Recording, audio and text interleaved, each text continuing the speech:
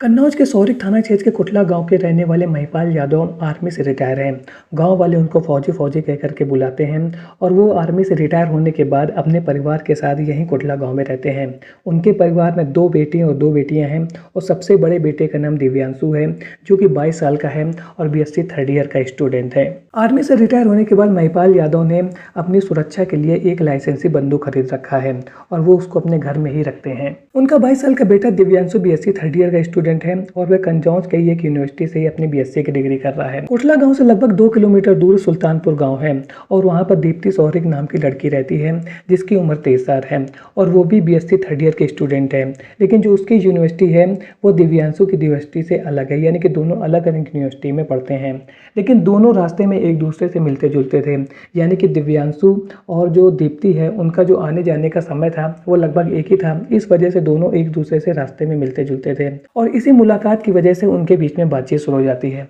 धीरे धीरे ये बातचीत एक दूसरे के फ़ोन एक्सचेंज हो जाते हैं, दोनों लोग एक दूसरे से बातचीत करना शुरू कर देते हैं और धीरे धीरे वो लोग जब भी यूनिवर्सिटी जाने के नाम पर घर से निकलते थे तो एक दूसरे से मुलाकात करना भी शुरू कर देते हैं और फिर उनके बीच में प्यार हो जाता है। जब दोनों एक दूसरे से प्यार करने लगते हैं तो इनके बीच में जो बातचीत का सिलसिला होता है वो बहुत ज़्यादा बढ़ जाता है। दोनों घंटों घंटों एक दूसरे से बातचीत करते हैं, देर रात तक इनके बीच में बातचीत होने लगती है और अब दिव्यांशु को ऐसा लगने लगा था कि वो शादी करेगा तो दीप्ति से करेगा और किसी से ही नहीं करेगा। लेकिन इन लोगों की जो कास्ट थी वो अलग अलग थी। दीप्ति जहाँ पाल समाज से आती थी, वहीं पर जो दिव्यांशु था वो यादव समाज का था और इस वजह से इनके समाज अलग होने की वजह से जो इनकी मैरिज होना था परिवार वालों की रजामंदी से, वो बिल्कुल 100% पॉसिबल नहीं था और यही बात आगे चल करके इनके रिश्ते के लिए बहुत बड़ी परेशानी खड़ी करने वाली थी। कुछ समय के बाद दीप्ति के परिवार वालों को ये पता चलता है कि दीप्ति का दूसरे गाँव में रहने वाले एक लड़के के साथ प्रेम संबंध है। जब उनको ये बातचीत पता चलती है तो वो लड़के के बारे में पता चलते हैं, तो पता चलता है कि उस लड़के का नाम दिव्यांशु यादव है और जब ये सब बातें उन्हें पता चलती है तो वो लोग यही सोचते हैं कि इसकी शादी तो उससे हो नहीं सकती है और इसी बीच में वो लोग दीप्ति की शादी एक औरैया के रहने वाले डॉक्टर लड़के से तय कर देते हैं, जिसका नाम है आकाश। दीप्ति के पिता बिजली विभाग में काम करते हैं और उनके परिवार में दीप्ति के अलावा एक छोटी बेटी और एक लड़का भी है, यानी कि उनका परिवार भी हंसता खेलता परिवार है। परिवार में पैसे की किसी भी तरीके की कोई कमी नहीं है, लेकिन दोनों लोगों की शादी नहीं हो सकती थी और जिसका कारण मैंने आपको पहले बताया है। जब ये बात दिव्यांशु को पता चलती है कि दीप्ति की शादी तय हो गई है तो वो बहुत ज़्यादा परेशान हो जाता है और इसके बाद वो उसको कांटेक्ट करने की कोशिश करता है, लेकिन दीप्ति भी दिव्यांशु से यही कहती है कि हमारी शादी नहीं हो सकती है क्योंकि हमारी कास्ट अलग है, सरनेम अलग है और हमारे जो परिवार वाले हैं वो इस शादी के लिए तैयार नहीं होंगे, तो इससे अच्छा यही है कि हम अपने रिश्ते को यही समाप्त कर दें। लेकिन दिव्यांशु को ये बात बिल्कुल भी पसंद नहीं आ रही थी कि वो कैसे अपने 3 साल पुराने प्यार को ऐसे ही छोड़ दें और इसी बीच वो औरैया जाता है जहाँ पर दीप्ति की शादी तय हुई थी और वह वहाँ पर जा करके उस लड़के से मिलता है, यानी कि आकाश से मिलता है और उसको डराता धमकाता है और उससे कहता है कि भाई तुम दीप्ति से शादी ना करो, मेरा उसके साथ प्रेम प्रसंग है, इसलिए मैं तुमको हिदायत दे रहा हूँ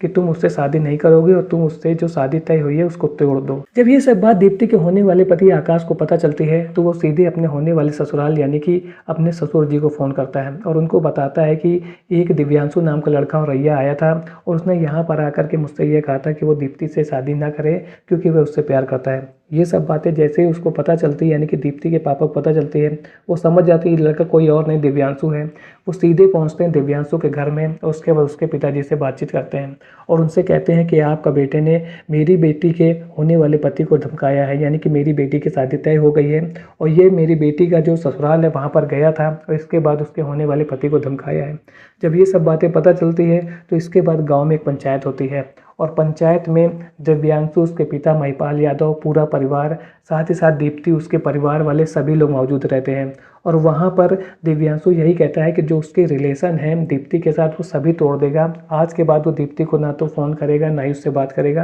यानी कि आज के बाद उससे कोई भी रिलेशन नहीं होंगे। जिस दिन ये पंचायत हुई थी उस दिन रविवार था और उस दिन पंचायत के बाद में दिव्यांशु बिल्कुल भी अपनी गर्लफ्रेंड दीप्ति को भूल नहीं पा रहा था और उसको ऐसा लग रहा था कि यदि उसकी शादी हो जाएगी तो उसके बाद वो अपने प्यार को बिल्कुल ही भूल जाएगी। जिस दिन ये पंचायत हुई थी उस दिन था रविवार और दिव्यांशु पंचायत के बाद में अपने घर वापस आ जाता है लेकिन वो अपनी गर्लफ्रेंड दीप्ति को भूल नहीं पा रहा था। उसको यह लग रहा था कि उसका जो प्यार है, 3 साल पुराना प्यार है, वो अब कुछ दिन के बाद उससे छूट जाएगा और ये बात वो बिल्कुल हजम नहीं कर पा रहा था। और इसके बाद वो रात में जा करके अपने कमरे में सो जाता है, लेकिन वो पूरी रात जगता रहता है। और इसी बीच देर रात यानी कि रविवार की देर रात लगभग 3 बजे के आसपास वो उठता है और अपने घर में जो उसके पिताजी की लाइसेंसी बंदूक थी उसको लेता है और चल पड़ता है दीप्ति के गांव सुल्तानपुर के लिए। लगभग 2 किलोमीटर पैदल चलने के बाद में दिव्यांशु सुल्तानपुर में उस जगह पर पहुंच जाता है जहां पर दीप्ति का घर था और उसके बाद दीप्ति के घर की दीवार में चढ़ता है और फिर छत में पहुंच जाता है और वहां पर जो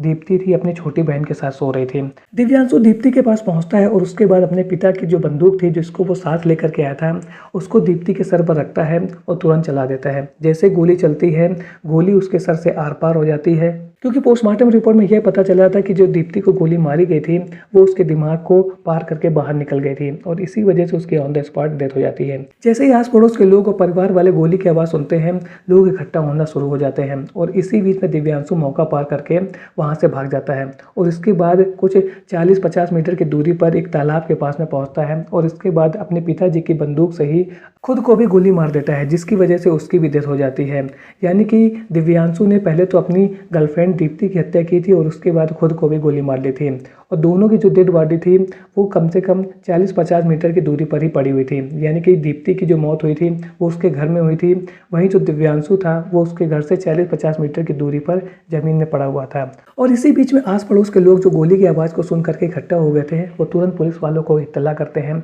पुलिस वाले क्राइम सीन पर पहुँचते हैं और इसके बाद देखते हैं कि कैसे एक लड़के की डेड बॉडी पड़ी हुई है तालाब के पास में और वहीं पास में बंदूक पड़ी हुई थी जिससे उसने पहले अपनी गर्लफ्रेंड दीप्ति की हत्या की थी और इसके बाद खुद को गोली मार ली थी। जिससे उसने पहले अपने गर्लफ्रेंड को गोली मारी थी और गर्लफ्रेंड की हत्या करने के बाद उसने खुद को गोली मार करके आत्महत्या कर ली थी। जैसे ये सब बातें दिव्यांशु के परिवार वालों को पता चलती है, वो लोग तुरंत से घर से गायब हो जाते हैं। यानी कि उनको ऐसा लग रहा था कि इतना बड़ा कांड उनके बेटे ने कर दिया है और अब पुलिस वाले आएंगे और उनको गिरफ्तार तो जरूर ही करेंगे। पुलिस क्राइम सीन पर पहुंचने के बाद में दोनों डेड बॉडी को पोस्टमार्टम के लिए भेज देती है, जिसके बाद पोस्टमार्टम रिपोर्ट में यह पता चलता है कि दोनों की मौत गोली लगने की वजह से हुई है और हत्यारा कोई और नहीं है बल्कि दीप्ति का प्रेमी दिव्यांशु था, जिसने पहले उसको गोली मारी और इसके बाद खुद भी आत्महत्या कर ली। तो आज के वीडियो में आपने देखा कि कैसे दो प्यार करने वालों को जब उनके परिवार वालों ने एक दूसरे से दूर करने की कोशिश किया तो इसके बाद ये पूरी घटना हो गई, क्योंकि दिव्यांशु कहीं ना कहीं दीप्ति से बहुत ज़्यादा प्यार करता था और उसको अब यही लग रहा था कि शायद दीप्ति की शादी होने के बाद में वो अपने प्यार को खो देगा, और जिस बात को वो बिल्कुल भी सहन नहीं कर पा रहा था। और इसी वजह से दिव्यांशु ने दीप्ति के होने वाले पति को उसके घर में जाकर के डराया धमकाया था और ये कहा था कि वो अपनी जो शादी है दीप्ति के साथ जो तय हुई है उसको तोड़ दे, यदि वो नहीं तोड़ेगा तो वह उसकी पिटाई भी करेगा। और उससे कहा था कि जो उसकी शादी तय हुई है दीप्ति के साथ उसको तोड़ दे, क्योंकि वह उससे प्यार करता है और वह उसके बिना नहीं रह सकता है। लेकिन जब दीप्ति का होने वाला पति ये सब बातें उसके होने वाले ससुर को बता देता है तो इसके बाद जो गाँव में पंचायत हुई थी उसके बाद दिव्यांशु को यही लगने लगा था कि अब वो दीप्ति से दूर हो जाएगा और उसकी शादी के बाद में जो उसका रिलेशन है दीप्ति के साथ वो बिल्कुल समाप्त हो जाएगा। यानी कि अब उनके बीच में जो प्रेम संबंध चला आ रहा है 3 साल से उसका कोई भी भविष्य नहीं है, और इसी कारण से उसने इतना बड़ा कदम उठाया। और इसके बाद अपने पिता की बंदूक को लेकर के देर रात दीप्ति के गाँव में पहुँचता है और इसके बाद सबसे पहले उसको गोली मारता है और फिर खुद भी गोली मार करके आत्महत्या कर लेता है। तो आज की वीडियो से हमें यही सीख मिलती है कि यदि दो लोग प्यार करते हैं और उनके बीच में आपको ऐसा लग रहा है कि वो एक दूसरे के बिना नहीं रह पाएंगे तो उनको दूर दूर मत कीजिए, क्योंकि जब परिवार वाले अपनी अच्छाएं बच्चों के ऊपर थोपने की कोशिश करते हैं तो उसके बाद कुछ इस तरीके के कांड हो जाते हैं। और आज दोनों बच्चे इस धरती में नहीं हैं और परिवार वालों के हाथ में भी अब कुछ भी नहीं रह गया है, और दोनों ही परिवार वालों ने 2 जवान बच्चे अपने घर के खोए हैं जिनको पालने पोसने में उन्होंने बहुत ज़्यादा पैसा और बहुत ज़्यादा परिश्रम किया है। तो इसलिए आप लोगों से मेरी यही रिक्वेस्ट है कि किसी भी काम को करने से पहले सबसे पहले आप ठंडे दिमाग से बैठ करके जरूर सोचिए और उसके बाद ही कोई एक्शन लीजिए। यदि आपको लग रहा है कि आपका कोई भी काम करने से भविष्य में कुछ भी गलत हो सकता है तो प्लीज़ ऐसा काम ना कीजिए। यदि यहाँ पर दिव्यांशु और दीप्ति के परिवार वाले थोड़ा समझदारी से काम लेते और इसके बाद उनकी शादी आपस में ही करा देते तो शायद इतना बड़ा कांड ना होता। आज का वीडियो आपको कैसा लगा कमेंट सेक्शन में जरूर बताएं। मिलता हूँ ऐसे एक और नए इंटरेस्टिंग वीडियो में, तब तक के लिए थैंक्स फॉर वॉचिंग।